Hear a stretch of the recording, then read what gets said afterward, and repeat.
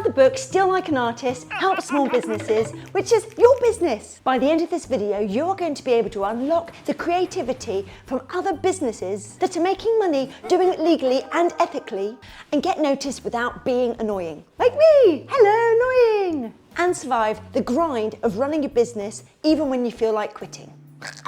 Hello, my name is Stephanie Lee-Harper, aka Super Steph, and I help small businesses like yours make money. Now, I've got my own small business, and that's how I know it. Over the past 15 years, I have dedicated my life to reading all of those marketing books. Not many people like marketing books. I do. I'll read them for you. It's my little hobby.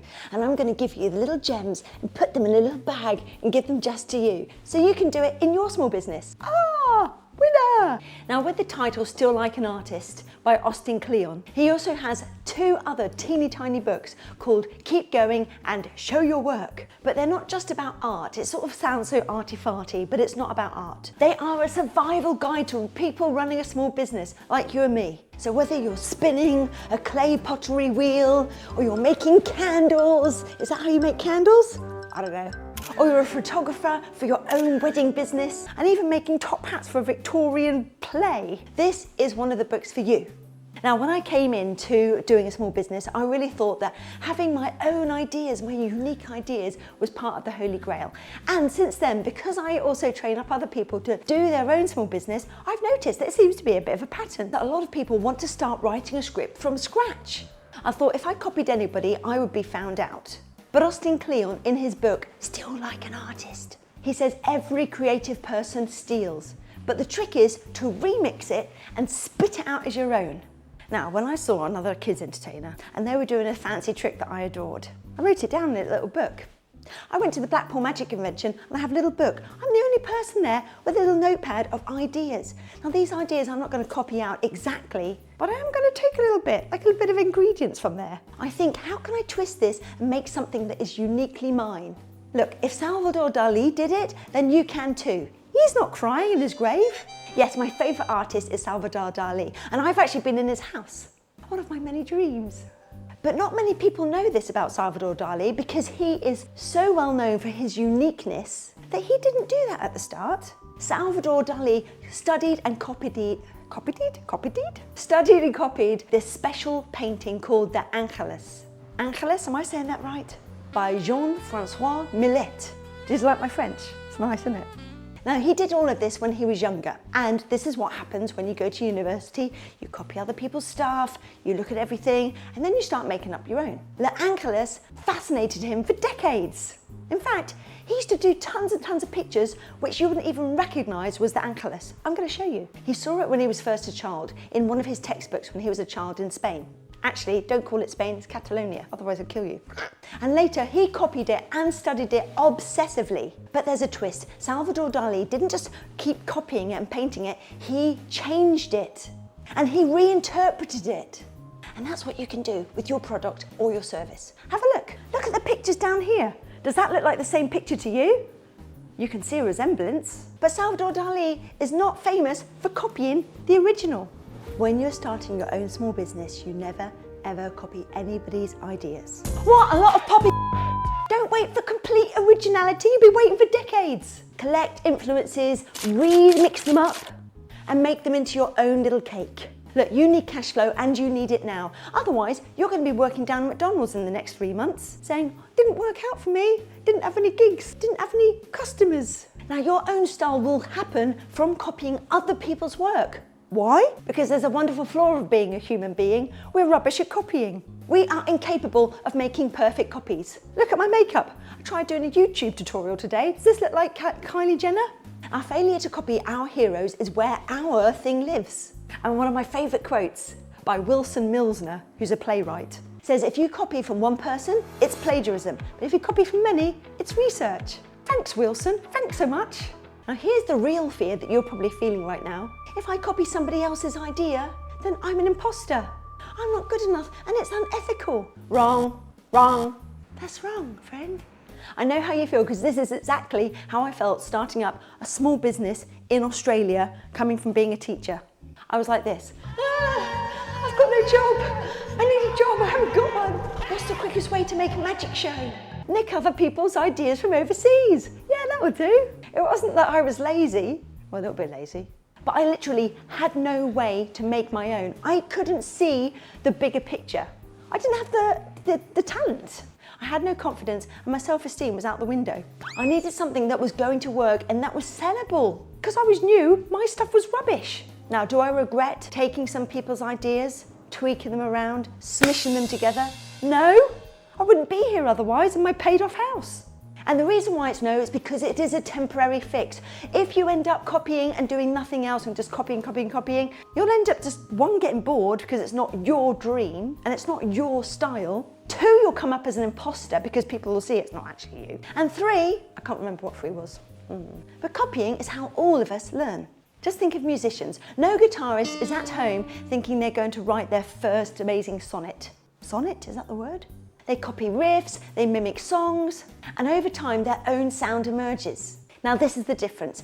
If you stay copying and you don't progress, and you're not pushing yourself to emerge your own style, then you'll end up nothing better than a cover band, sobbing quietly into your mic at 11 o'clock at night when no one listens to you. The only way is up, baby, for you and me now. Playing another person's music to 10 drunkards at a pub. So I don't recommend copying from a business that's only down the road from you. Reach out, you've got YouTube, just search a lot of things and see what makes you happy when you watch it. Because I know what's going to happen. The magician down the road is going to come in with a Molotov cocktail, burn your house down. You bloody Your reputation in your hometown really matter. You've got to get on with all of your competition. So support others, don't burn bridges by copying their stuff. So instead, go on YouTube, research the style that you're looking for, and pick bits from various businesses. It doesn't even have to be magic or whatever you're into. You can do it from comedy. The amount of skits that I see, I'm like, save that, playlist, save that. It's like creating your own ingredients for a money cake. Plus, you'll be so rubbish at the start of your business that you won't have any customers. So you don't have to worry about stealing customers from anybody. Nobody's going to have you at the start. Look at these videos. Probably my mum will watch it and she'll get bored halfway through. But as you develop your own style, you're going to get more and more customers because your own style is unique to you. People can come along and copy it, but they're not going to be good because you are the only person that can pull it off. It's in you. It's part of you. You will become your own authentic self and nobody's going to copy that. In your successful small business, your style comes from you. The way you're brought up, the way your mum talks on the phone, the way your dad does weird jokes, your background, your customer service, the way you used to ride your bike and fall down and say, I'll be fine. So take all of those things which make you, you, and squish them together. Theodore Roosevelt says, do what you can with what you have where you are. And it isn't just entertainment that people copy other people from. It's potters steal glazes, florists steal arrangements, hat makers steal hat designs. It is not theft, it is evolution.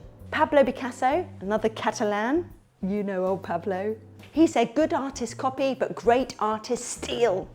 Oh yeah, that sounds fun. This video was brought to you by Pubbets, like puppets with BB. These are the most exciting, vibrant, professional, affordable puppets that you're going to get. Check out the link below. I've got some, they're so cute. And they're really good price. So this is how I stole ideas to be the most profitable disco party entertainment company in, I think, Australia now, for kids. After I read The E-Myth by Michael E. Gerber, I realized that I could take a disco company and then take all of that extra stuff out that they don't need for kids' parties, stick an amazing kids' party entertainer in there, and it's a win-win for parents and me. I get the profit, parents get an amazing show because they've got a really good disco host, rather than someone with a cigarette in his mouth, I think I'm back in the 80s, just playing some weird tunes. My idea was simple, to structure it, set it up, and spit it out like a conveyor belt.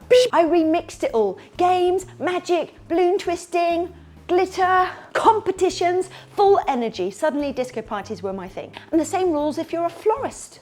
You didn't invent colour schemes and fashion, but remix it with some seasonal blooms and boom, your unique style. My favourite thing that my partner Wayne bought me once was a jug with some flowers in it. I bought it because it was a jug, like a mug.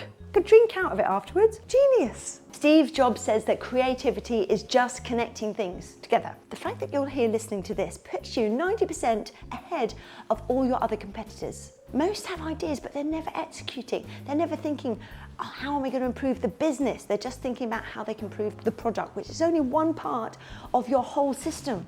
You are the one actually trying to grow something, which means you're already in the game. Go pat yourself in the back, doing really well. Okay, so you've stolen some ideas from other people across the world. Now what? What do you do now? Do you wait until it's perfect? No.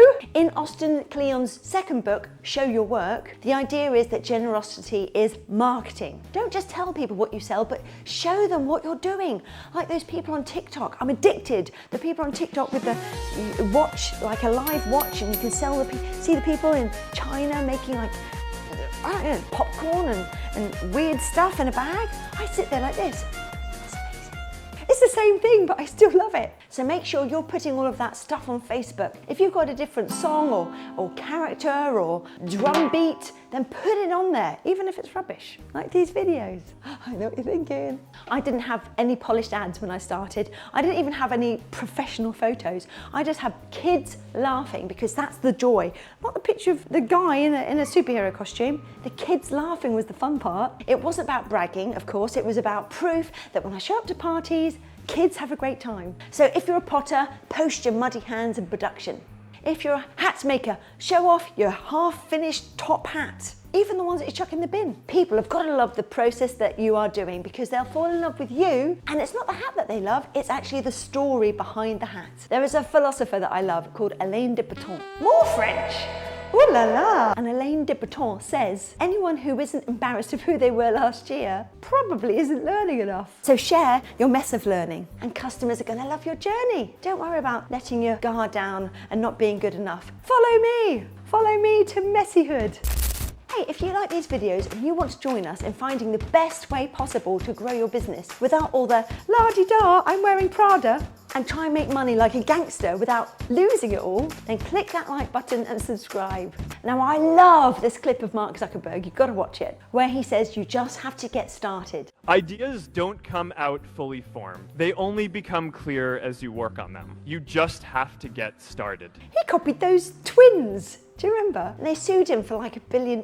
Now he's a squazillionaire. Be like Mark with a bit more personality. Now I'm going to show you something really embarrassing. Look at this. This is the first photo of one of my first ever magic shows. I dabbled a bit in England, but then I started over here in Australia. Look at this. If I had a mirror that day, I would have thought I looked like a reject from Stephen King novel. If I cared about what I looked like, I would not have progressed, not have got this amazing job, which pays really well, and not got the best job in the world. I'd still be teaching. Sorry teachers, it's not the best job. It technically is, but it's not. Because they don't pay you enough. Anyway, I uploaded those red-eyed images, which looks like I'm a bunny from hell. And I cringed. I cringed so bad, my head went into my insides. But parents saw it and booked me anyway. So stop waiting for the cinematic advert, share the crappy photo, share behind the scenes chaos. I got Lego down here because perfection is procrastination, wearing a tuxedo, sitting on the sofa. You are looking right now at my YouTube channel in draft mode. I literally have only my mum who watches these right now. This is my 40th YouTube video and I still don't put them up. So come with me, be brave. We will be embarrassed together and we will continue through the embarrassment to get to the other side. Be brave enough to embarrass yourself in front of family and friends because you're going to do it. You're going to do it, but we're strong. We just cry in bed. Because one day you'll be good. The next time you'll be great. And then after a while, they'll say, wow, you make it look so easy. You'll be an overnight success. 10 years in the making. Now, if you want the 10-step guide onto how to become one of the best entertainers in your area, then click below. I've got a 10-step guide blueprint on how I did it so that you can too. Or comment, give me the guide, and I'll do it for you. I'm going to make a part 2 of this book because it's so good. And I'll pop it in there for next week. Now watch my video, which is over here, which is The Diary of a CEO by Stephen Bartlett. Really great for small businesses, especially his journey from nothing to stardom. See you in part 2, guys. Bye, my friends, bye.